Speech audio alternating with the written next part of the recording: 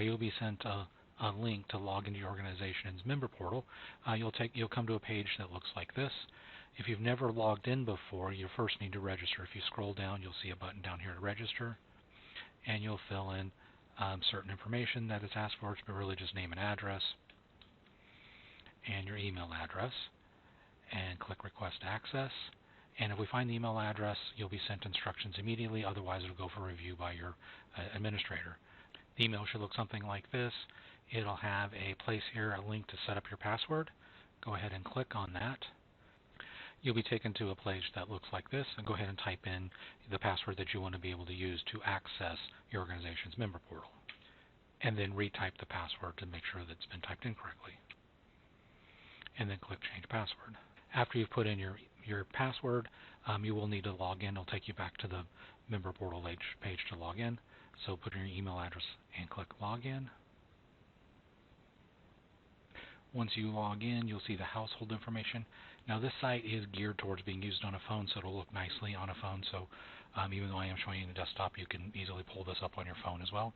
As you scroll down, we see addresses associated. So if you need to make any changes here, click the little three-dot button next to any of the addresses, and you can edit and make any changes that are needed. Same thing here with phone numbers. You make any changes to the phone numbers, and email addresses, same similar way. Just click the three dots next to the item that you need to change and make the changes. If you need to add anything, for instance, if you need to add a phone number, just click the plus sign and you can click Add. Now when you're adding something, you specify who in the household does this belong to. If it belongs to the household itself, like in the case of a home phone, you would say household.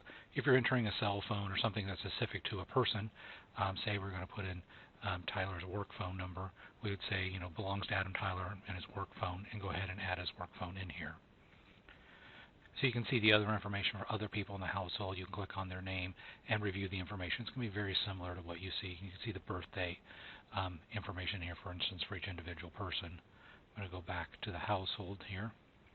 You can set visibility for the online directory, which we'll look at in a few moments here. So underneath online directory here, we can say edit, and then we can say who can be shown in the online directory, and then save those options as well.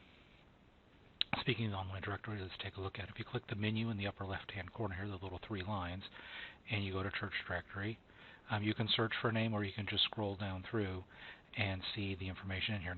Now people can opt out and not show themselves in the online directory as well, but you'll be able to see their contact information and basic information for them. Other information that's available here is for contributions. Now you're only seeing your contributions.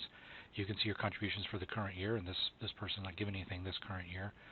Contributions the previous year, the status of any pledges this person that they might have, and any contribution statements that have been issued. You can come down here. If you click View, you can download a copy of that previous contribution statement. The other thing that's under the menu here is an option to donate now. When you click that, that'll take us to your organization's giving page as well. And if you click Households, that goes back to the Household screen. So that's a quick, brief overview of your organization member portal. If you have any questions, please contact the office for any additional help. Thanks.